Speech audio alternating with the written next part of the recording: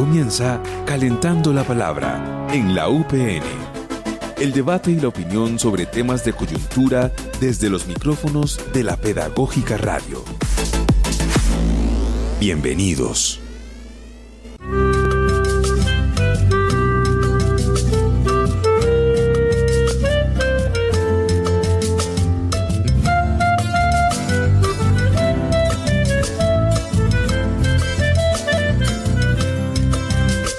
Es mi patria un paraíso que Dios nos dejó para que todos vivamos en paz y con amor. La ambición y el egoísmo junto con la corrupción dejan hambre y pobreza y dolor a la nación. Y nuestra riqueza a manos de pocos se fue y el pueblo empobrecido sufre todo su desdén. Ahora nos toca luchar con fuerza y con esperanza, democráticamente unidos pondremos fin a esta desgracia. Así seamos diferentes y distintos al pensar, si nos vamos por el pacto, la historia podemos cambiar. Con el pacto histórico en toda Colombia, mujeres y hombres, indígenas y afro, campesinos y empresarios. Con el pacto histórico en toda Colombia, venceremos la corrupción y la paz verdadera ya no será una ilusión. El pacto, el gran pacto, el pacto histórico.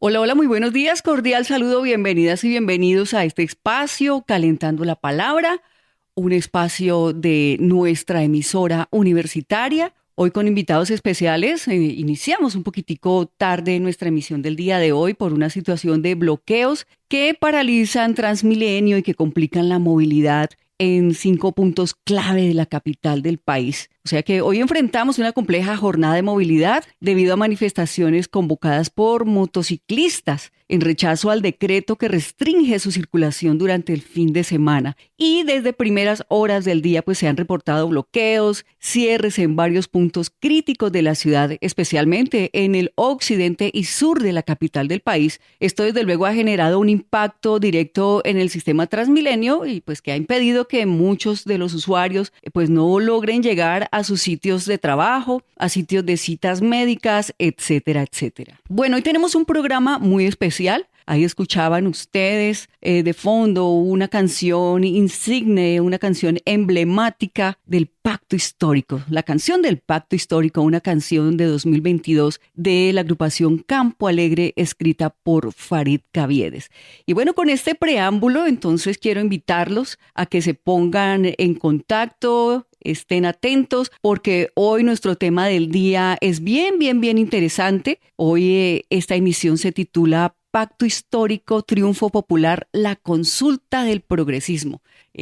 Uno de nuestros invitados lamentablemente pues no alcanza a llegar pues precisamente por estas dificultades en la capital del país, en la movilidad, pero pues hoy contamos precisamente con otro de nuestros invitados, uno de los ganadores en la consulta del pasado domingo por el Pacto Histórico, así que saludamos muy cordialmente a un chico que todo el mundo conoce en la universidad, que lo conocen en las barras de uno de los equipos capitalinos, que le ofrecieron un apoyo increíble por todo el trabajo social que ha venido realizando durante estos años. Se trata de Camilo Andrés Rodríguez, él es licenciado en Filosofía, está culminando una maestría en Estudios Políticos e Internacionales, fue del equipo de la Rectoría de la Universidad Pedagógica Nacional, pues obviamente renunció porque pues tenía sus aspiraciones políticas muy férreas.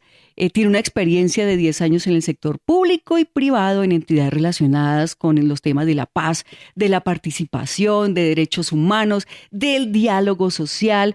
Es consultor e investigador en asuntos relacionados con democracia, con gobierno, con retos globales y sociedad civil, y es integrante del movimiento Alternativa, precandidato electo en las consultas del Pacto Histórico a la Cámara por Bogotá con el número 1. Así que muy bienvenido a este espacio, a Calentando la Palabra, querido Camilo.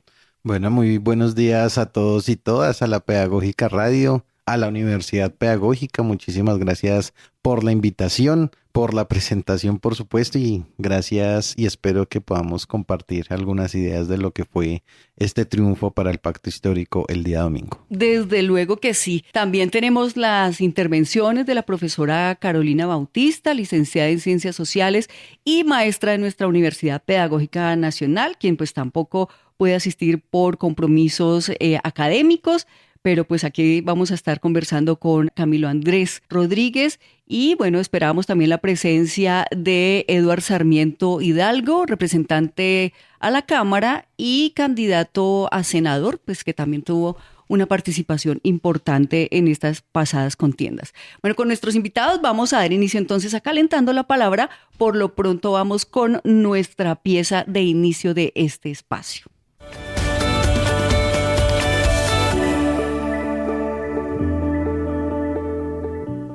Estás escuchando Calentando la Palabra por la Pedagógica Radio.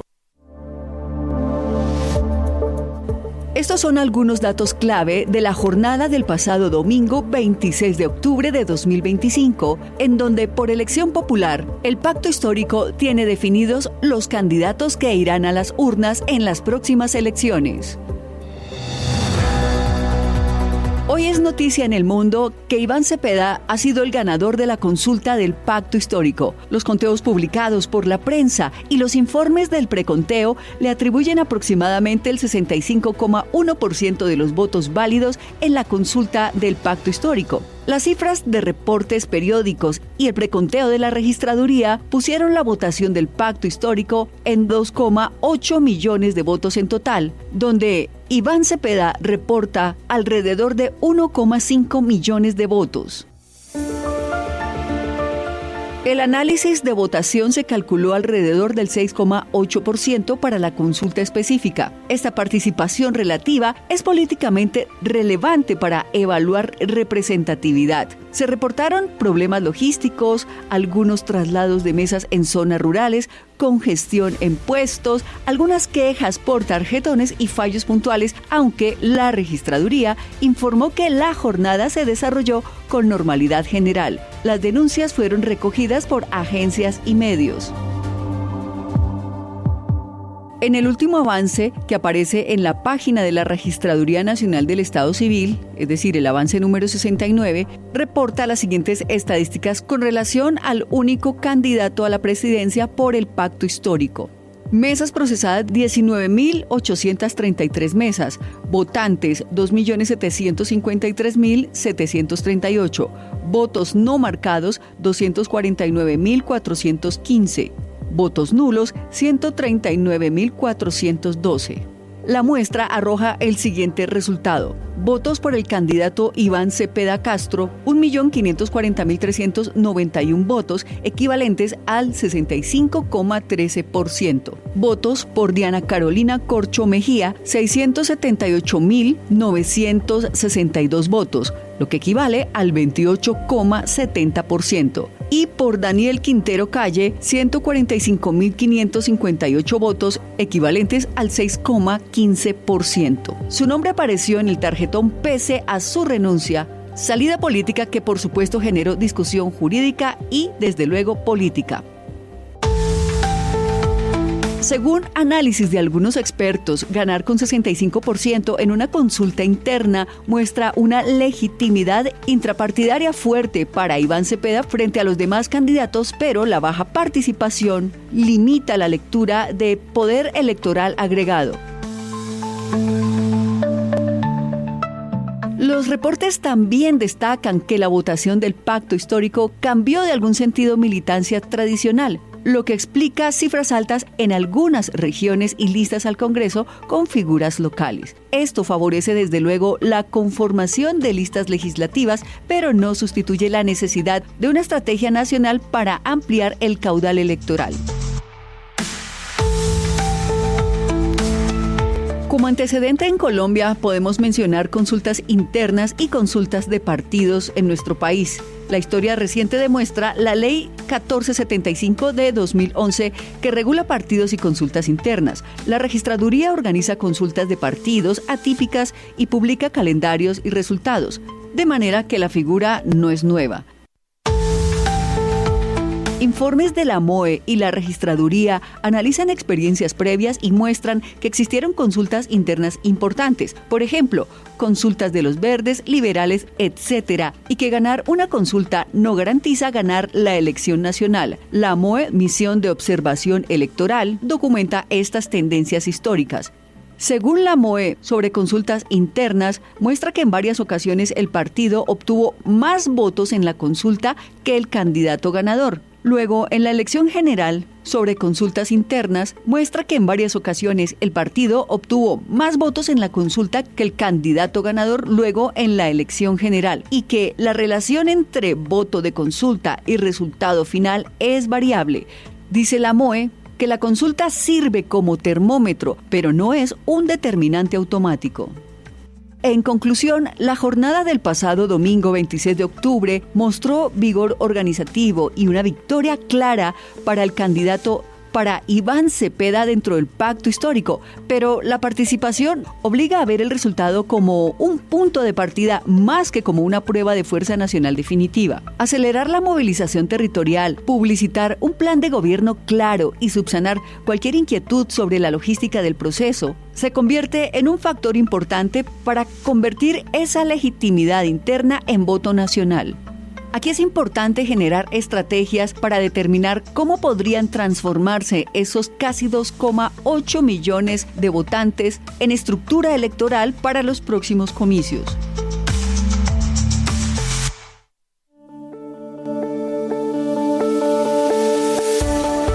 Bueno, tenemos aquí a nuestro candidato, a nuestro amigo por el pacto histórico con una interesante votación. 9,000 personas salieron a respaldar a Andrés Camilo Rodríguez de Organización Alternativa. Pues primero, felicitaciones. Desde la Universidad Pedagógica Nacional, pues estamos absolutamente felices de que una persona que ha estado tan pendiente de los procesos de la educación pública, de los temas sociales, pues haya tenido este logro político tan importante. Bueno, pues muy felices por los resultados como lo estaba señalando. Este es un logro de una generación política y esa es la primera reflexión que quisiera compartir, ¿sí? Es el triunfo de una generación que se piensa ocupar las instituciones y las dinámicas de la política y de la opinión pública de otra manera, desde lo estético, pero también con ideas, pero también con trabajo social, pero también cualificados y cualificadas, y alrededor de eso siento que hay una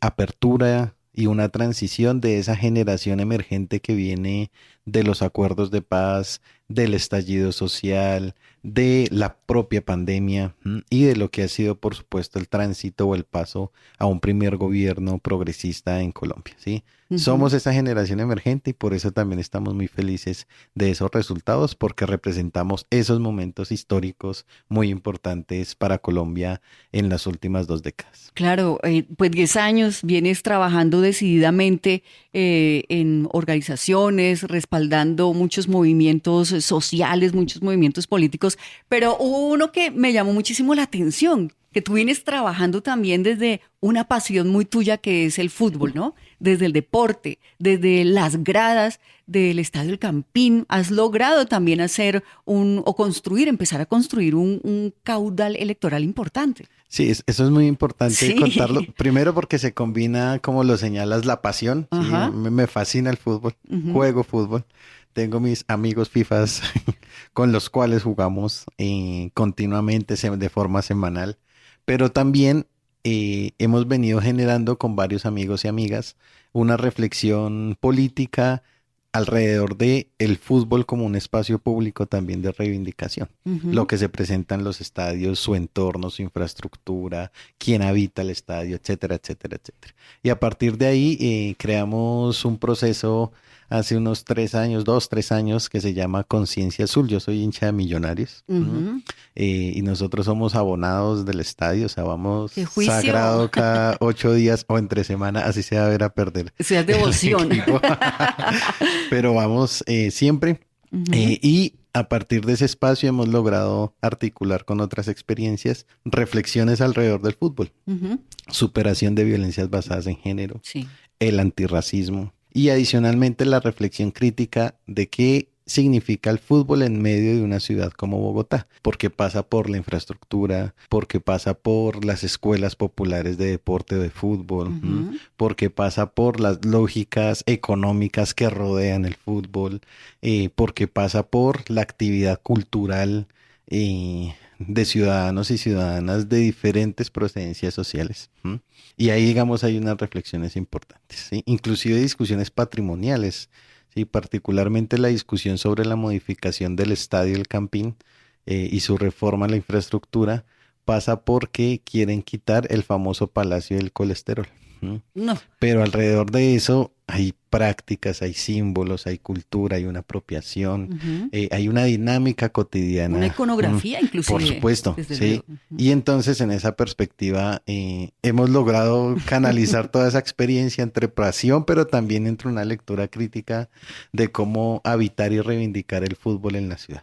No, claro, y es que continuando con esta conversación del escenario deportivo y de esas prácticas gastronómicas, es que eso no es de hace poco, ¿no? Esto viene de vieja data, en donde pensar en sacar a estas personas que tienen una actividad ahí afincada desde hace tantos años y que es representativa además. Yo recuerdo que, por ejemplo, en mi familia había gente, pues no todos, pero algunos primos fanáticos al fútbol iban y decían, no, toca ir a echar fritanga porque es una delicia. ¿No? Sí. La fritanga del estadio. Hay unas prácticas culturales y simbólicas, hay unos códigos de ciudad, ¿sí? Pero alrededor de eso también se genera una cultura ciudadana. Tú hoy le hablas a todos los futboleros y las futboleras, hinchas de Santa Fe, de Nacional, de Millonarios, del América, que habitan Bogotá por el Palacio del Colesterol, y todos y todas van a decirte, hay que defenderlo porque ahí se encuentra mi familia, porque ahí hay una economía, porque es parte de cómo se vive un fin de semana perfectamente en ese entorno de Chapinero, Teusaquillo. Claro, ahí se pierde el color de la camiseta, digámoslo de alguna manera, porque fácilmente se puede encontrar una camiseta roja y una amarilla, y sí, también una amarilla, una azul, juntos comiéndose un chicharroncito. De acuerdo, así es. Bueno, ¿quién es Andrés Camilo? ¿Usted de dónde viene? ¿En qué barrio vive? ¿Dónde se crió? ¿Cómo fue su familia? ¿O cómo es su familia? Bueno, lo primero que quiero señalar es que yo soy hijo del sur de Bogotá. Hijo del sur por familia, pero hijo del sur también por las luchas sociales y políticas, ¿sí? Ahí empezó, si se quiere, mi activismo alrededor de la educación popular, los derechos humanos, el fútbol, como lo estábamos conversando. Soy hijo de una familia de trabajadores y trabajadoras, de origen campesino una parte, otros de origen urbano también, pero sobre todo una familia de trabajadores y trabajadoras. Y la típica familia de los barrios periféricos de Bogotá, quienes les ha tocado endeudarse algunos para estudiar, quienes están vinculados a la economía informal, quienes han estado vinculadas a labores de cuidado, tíos o tías o abuelos vinculados al mundo del transporte, Transmilenio, taxistas, en su momento los famosos buceteros, ¿sí? Esa es mi familia. Y adicionalmente, pues a partir de eso, soy licenciado en filosofía. ¿De nuestra universidad pedagógica? No, ¿De dónde? Yo soy egresado de la Santo Tomás. De la Santo aunque Tomás. estudié un tiempo acá. Yo estudié dos o tres años aquí en la universidad. Estoy culminando mi maestría en estudios políticos e internacionales en el Rosario. Pero alrededor de eso he combinado el activismo con oportunidades que se me han venido presentando alrededor del mundo laboral, ¿sí? Tengo una experiencia como investigador, consultor desde muy joven. De hecho, por eso fue la razón que me retiré de la pedagógica, porque empecé a trabajar en el distrito, en el Instituto de Participación desde muy joven, desde los 18 años. Ya lo tenía claro. Y empecé, digamos, en general a tener un gusto por los asuntos públicos desde el gobierno, ¿sí? Y a partir de eso, pues he transitado algunas experiencias en diferentes niveles sobre los temas que ya ahorita venías señalando. Y pues recientemente hice parte del equipo de la Universidad Pedagógica Nacional, con lo cual estoy, por supuesto, muy agradecido y orgulloso. De hecho, muy, muy agradecido porque varios integrantes y varias de la comunidad UPN me apoyaron en esta contienda. Y lo valoro muchísimo, pero también es una responsabilidad importante. Sí, claro. Aquí llegando al edificio, ahí lo abordaron también para felicitarlo, manifestando que lo habían acompañado en estas elecciones del pasado 26. Bueno, ¿opinas que por ejemplo, el pacto histórico se está consolidando electoralmente, que les está pegando como un sustico a la derecha? Sí, se está consolidando electoralmente, pero también se está consolidando como una fuerza política. Uh-huh. Y esos dos fenómenos son muy importantes. Electoralmente, porque hoy no hay ningún liderazgo en Colombia o ningún sector político que se coloque perfectamente en un tiempo frío, como le dicen los analistas, 2.700.000 votos, sacando a su gente de base, a su gente orgánica, familias, amigos. Ninguno, nadie. Ni siquiera el uribismo, ni siquiera el uribismo. Que pueden sacarla seguro, pero en este momento, al día de hoy, en el preámbulo del 31 de octubre, hoy la fuerza política electoral en Colombia es el pacto histórico. Ese es un primer elemento y fenómeno que hay que analizar. Y lo segundo, que se consolida como fuerza política, es porque adicionalmente alrededor del pacto se está consolidando la transición política del país, sí, de los sectores alternativos y progresistas, ¿sí? Alrededor del pacto se está aglutinando esa experiencia que luchó por la paz en el 2016 en el acuerdo del gobierno en las FARC. Se está aglutinando la generación emergente del paro nacional del 2019, la generación que vivió la pandemia, la generación que vivió el estallido social, sí, y la generación que vivió por primera vez un gobierno alternativo.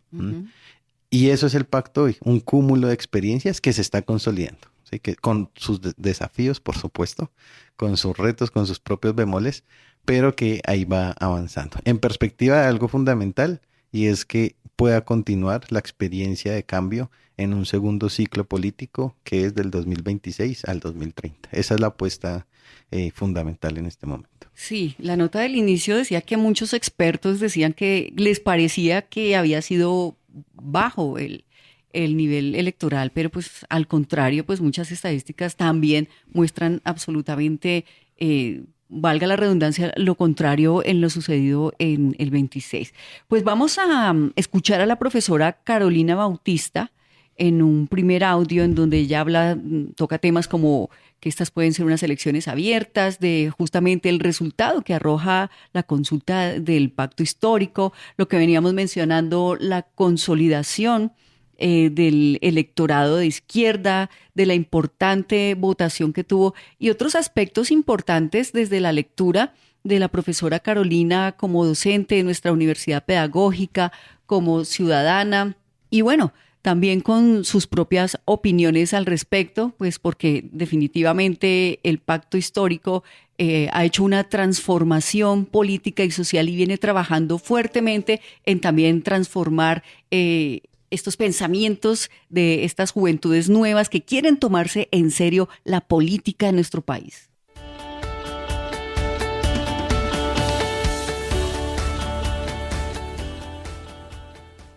Un atento saludo a la audiencia y pues también a la mesa de trabajo. Bueno, agradezco la invitación a este espacio para opinar sobre las elecciones del domingo pasado, que pues como se ha dicho en diversos escenarios, pues abren en firme ahora sí la dinámica electoral, ¿no? Del próximo año. En general yo creo que las elecciones para el 2026 están muy abiertas. No hay ningún candidato o candidata que se pueda decir ya tiene la mitad del puesto de la presidencia asegurado o que el Congreso vaya a quedar mayoritariamente en tal o cual partido. Sin embargo, pues la consulta del pacto histórico del domingo sí da cuenta pues unas configuraciones electorales que aparecen novedosas en las últimas elecciones, pero que empiezan a consolidarse y es una posibilidad de consolidar un electorado de izquierda, digamos, de importancia y que determina en la institucionalidad y que disputa disputa dentro de la institucionalidad pues electoral y el Congreso y este tipo de corporaciones, porque pues la historia de violencia política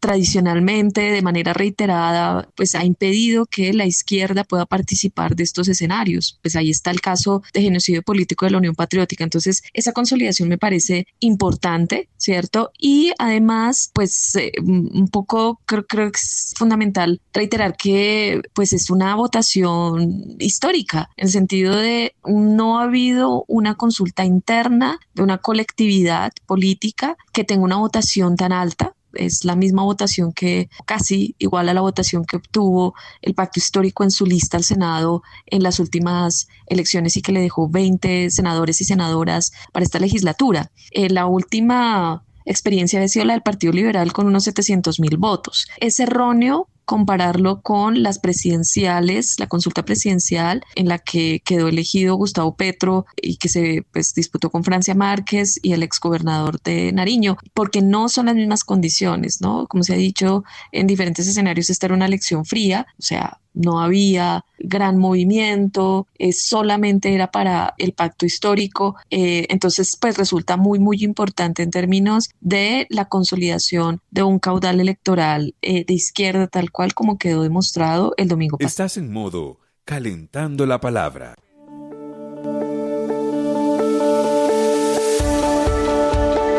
Bueno, nosotros continuamos calentando la palabra con nuestro invitado del día de hoy, Andrés Camilo Rodríguez, candidato a la Cámara de Representantes, con el número 1. ¿Qué significó para usted justamente eso? ¿Cree que de pronto haber tenido ese privilegio, porque es un privilegio definitivamente, es una lotería, ¿no? Primero que todo. ¿Cree que el número 1 le dio votos? Sí, no podemos negar. Comúnmente el 1, pues primero fue un sorteo, ¿sí? En la registraduría. Segundo, comúnmente, digamos, los estudios electorales señalan que el número 1 o el último número, más allá de cuál sea, puede garantizar el 1 o 2% de la votación que uno saque. Pero adicionalmente ratificar que más allá de eso, nosotros y nosotras hicimos en general una campaña muy activa desde el momento 1, ¿sí? Nuestro análisis, ¿cuál es?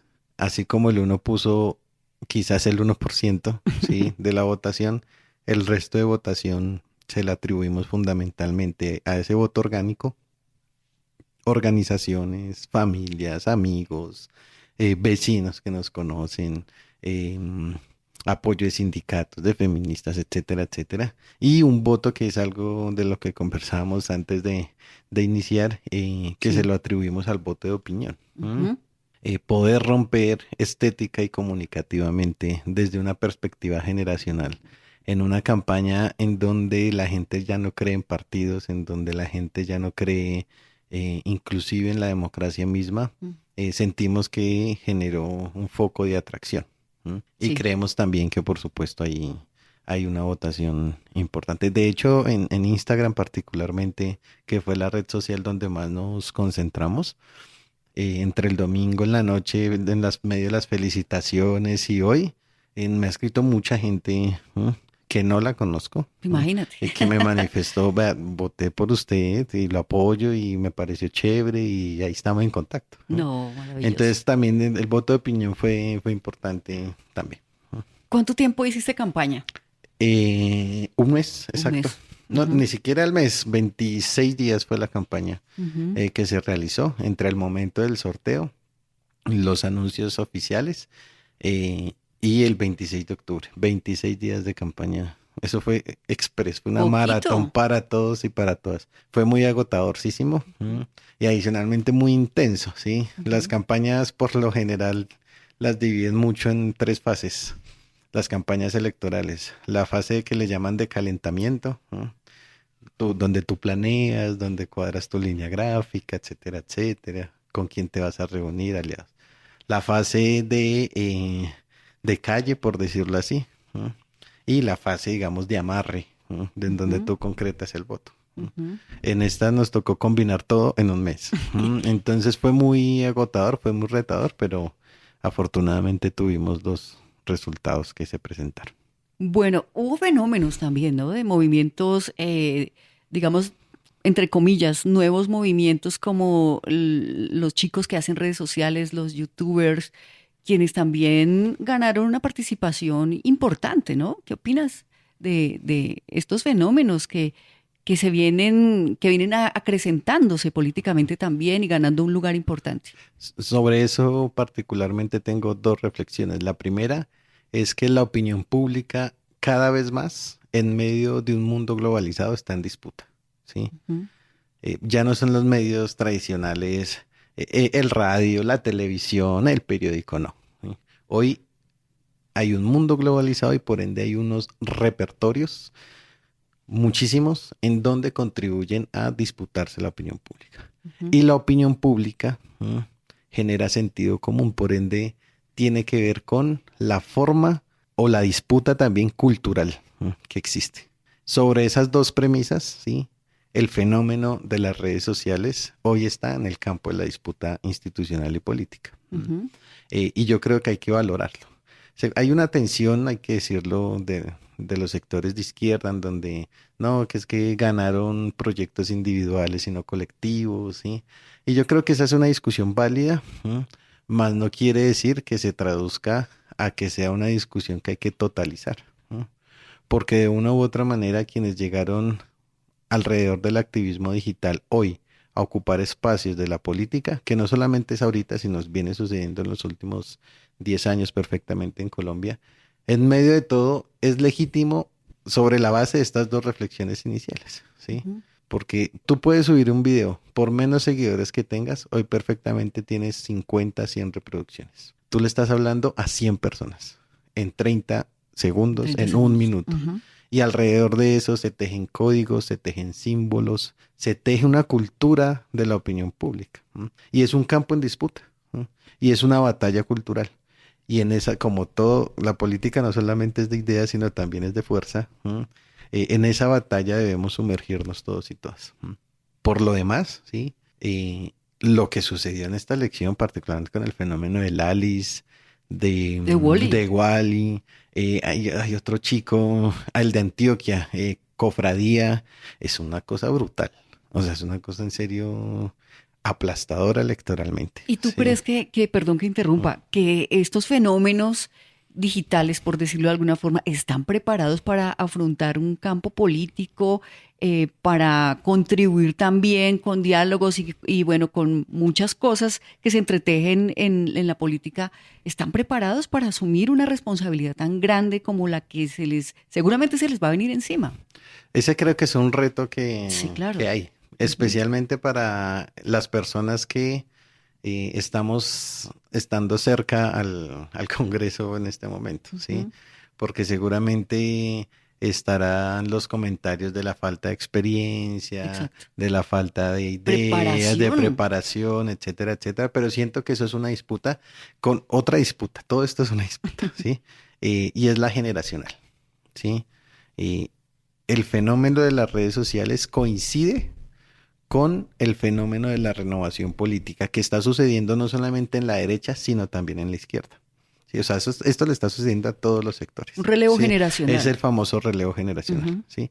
Y somos como la generación del interregno, porque entonces tenemos lo bueno de lo viejo y lo bueno de lo nuevo, pero también lo malo de lo viejo y lo malo de lo nuevo, ¿sí? Y en eso, esa serie de contradicciones sobre la preparación, yo las entendería más como un reto, pero ese reto no se debe convertir en que entonces se limita la participación, entonces no vengan, entonces no hagan, porque eso pasa en la política, ¿sí? Entonces yo lo veo más como un reto, es la oportunidad también de demostrar que otros repertorios pueden hacer política, que si les va mal o les va bien, ya lo veremos en los próximos meses, pero en este momento es el reto de poder generar una bancada y unos liderazgos sólidos que asuman el proyecto político, y en eso vamos a estar todos y todas allí. Claro, y vamos a ver cómo les van de aquí en adelante. Ahí es donde también tienen que demostrar pues toda esa fuerza, ese arrastre electoral que lograron en estas elecciones. Estuvimos hablando off the record del voto emocional.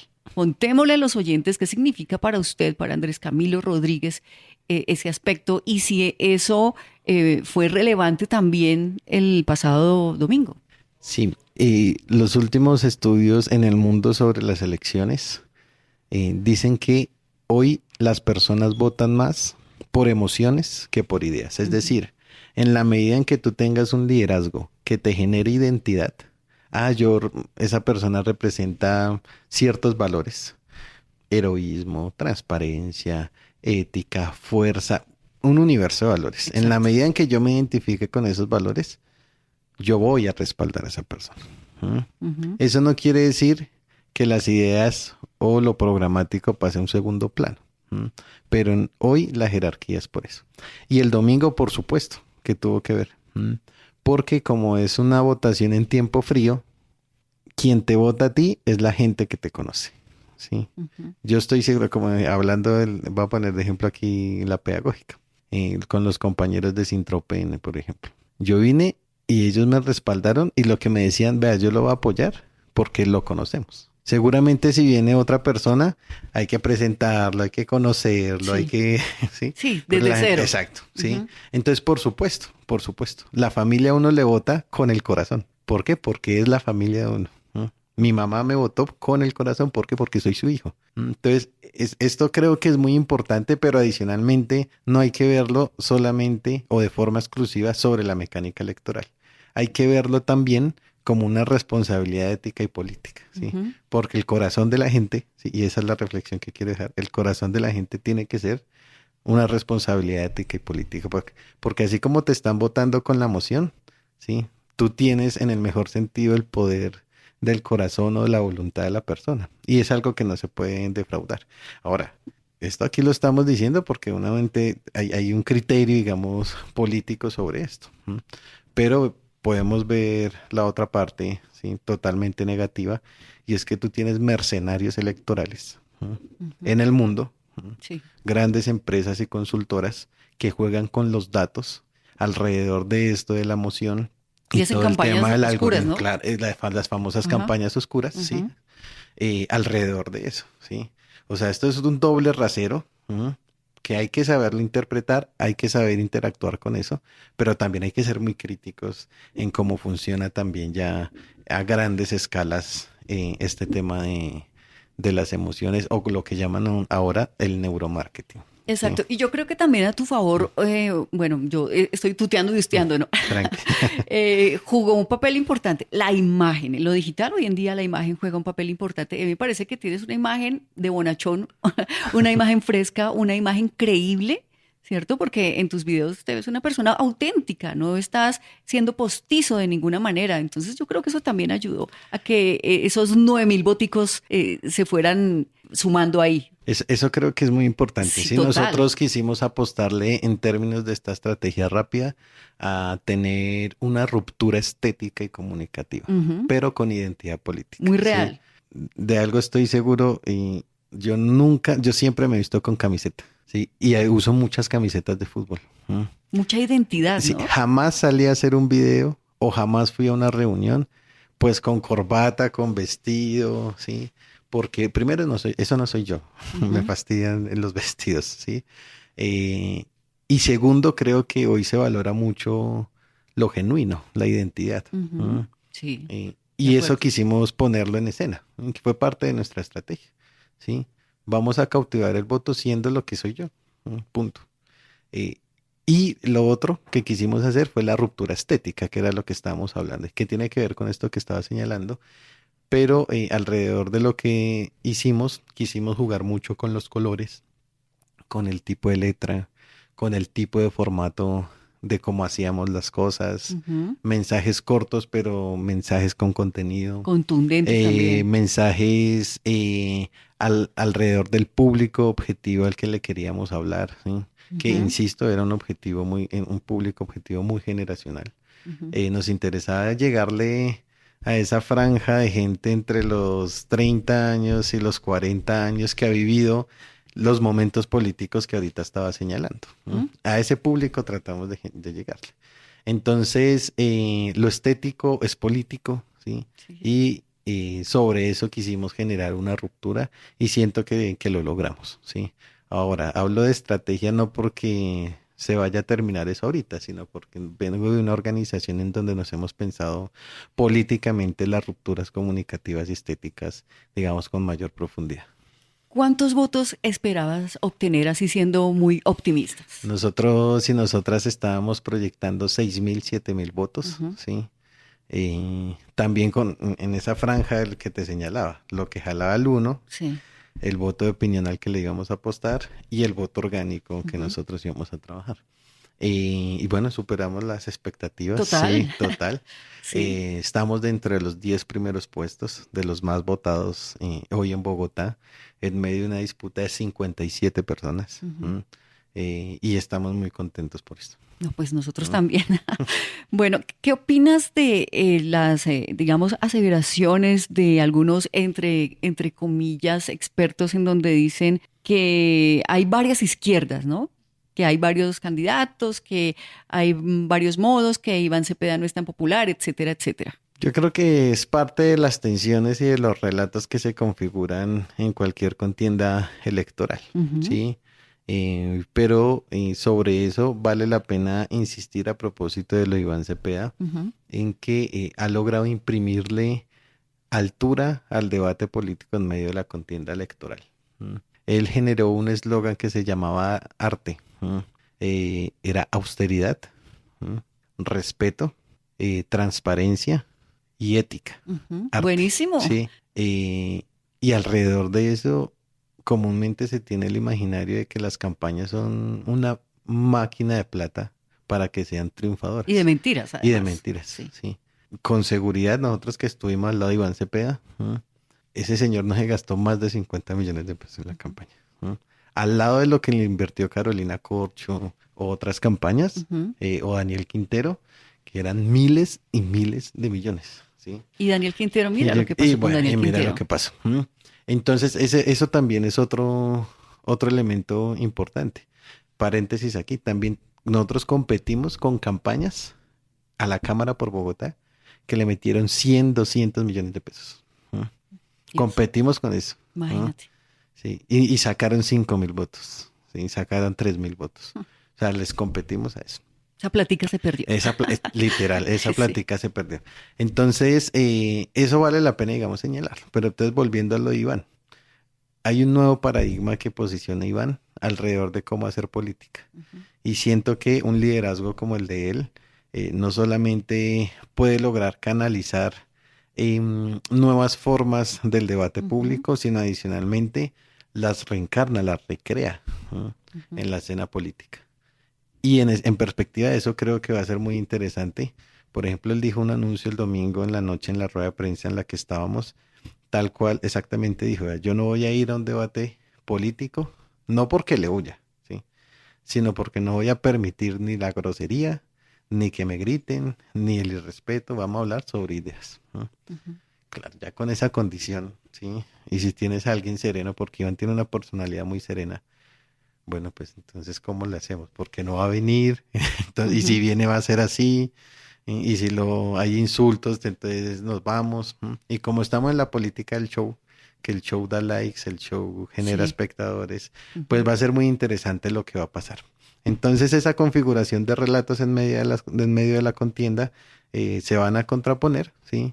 Pero como le decía hace un momento, esto no solamente es de ideas, sino de fuerza, pues miraremos en el equilibrio cómo se va a ponderar el que tenga más fuerza y cautive mejor. Exacto, pues muy interesante esta conversación, pero también queremos escuchar la voz nuevamente de la profesora Carolina Bautista, quien precisamente habla de esos temas, sobre los rumores sobre varias campañas de izquierda, entre paréntesis, de dónde viene también cada candidato y qué representan, ¿no? También nos habla un poco acerca del fenómeno de los influencers y una de las razones por las que Iván Cepeda se motivó a lanzarse a esta contienda presidencial.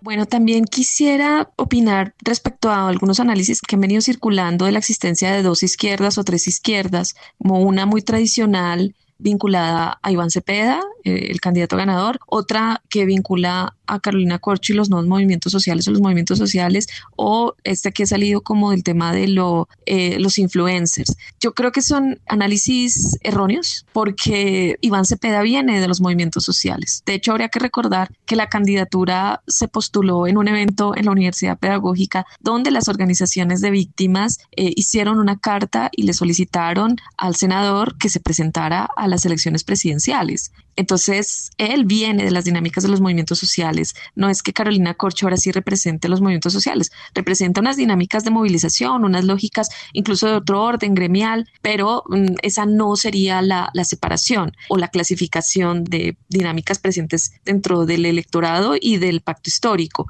Y frente al tema de los influencers, pues ahí hay mucho debate, pero creo que en últimas también se trata de procesos que han configurado escenarios de debate político a través de las redes sociales y son los nuevos escenarios y mecanismos de participación política. Yo creo que hay varios casos en los que no se puede decir que son personas recién aparecidas, sino que tienen escenarios de trabajo y de dinámica distinta el de las redes sociales, que presenta tensiones, ¿no?, con otras lógicas más tradicionales. Yo creo que en general estas elecciones muestran un recambio que viene dándose en los movimientos sociales y en el campo popular desde hace tiempo, un relevo de género, un relevo generacional, ¿sí?, que viene vinculado a la crisis de ciertas dinámicas organizativas tradicionales al interior del campo popular y de la izquierda. Y hoy se representan en nuevas maneras de trabajar y en nuevos procesos de articulación. Me parece que vale mucho la pena destacar que dentro de las listas a Cámara y Senado hubo varios y varias candidatas y candidatos que vienen del movimiento juvenil, popular, barrial, que están vinculados a las dinámicas de movilización del 2019, del 2021 o incluso pues anteriores, pero que es en parte ese proceso de relevo generacional y que se aventuran por primera vez a sacar listas como un ejercicio de escuela política, porque entre muchas cosas este gobierno que pues ya cierra en este último año, ha sido una escuela de formación política para muchos dirigentes, muchas y muchos que pues se han atrevido como a indagar cómo es que funciona el Estado desde adentro, ¿no? Entonces, habría que pensar más en términos de relevos y no entre tradicional y movimientos sociales.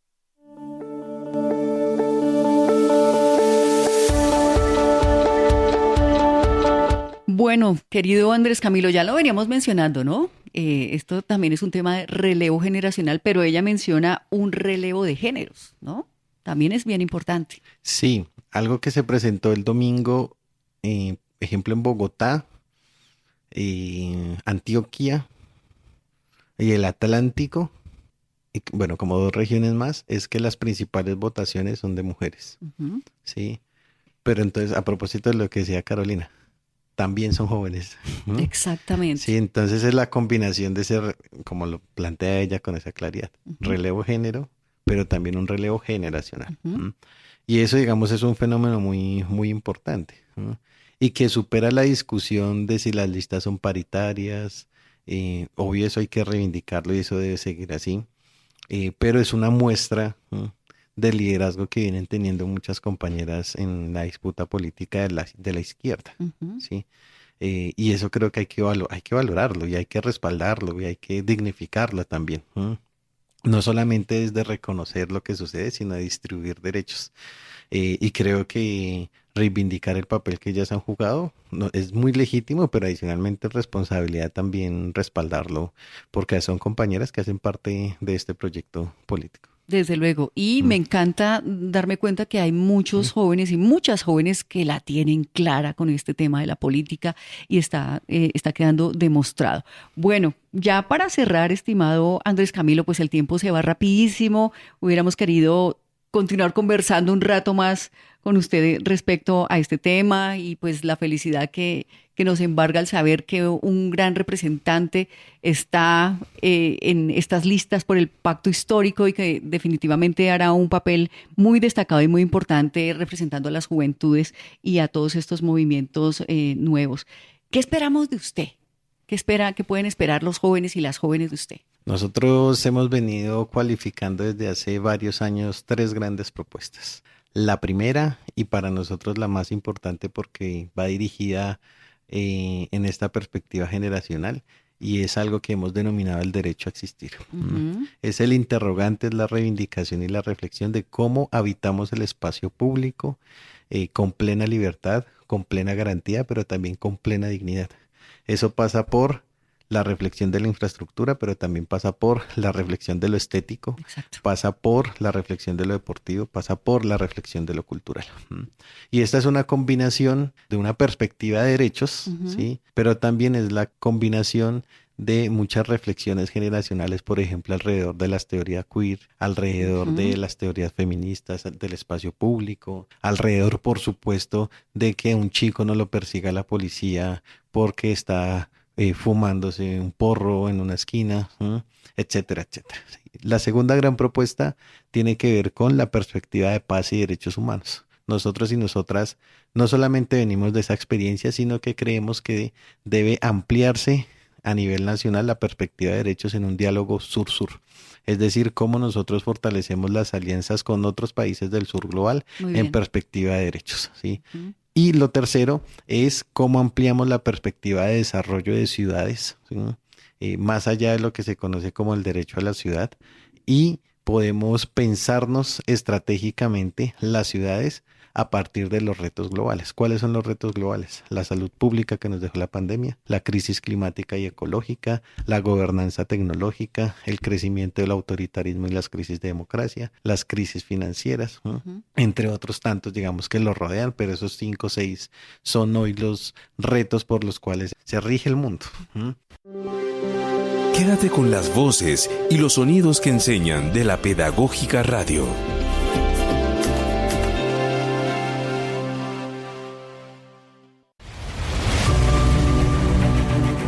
Universidad Pedagógica Nacional.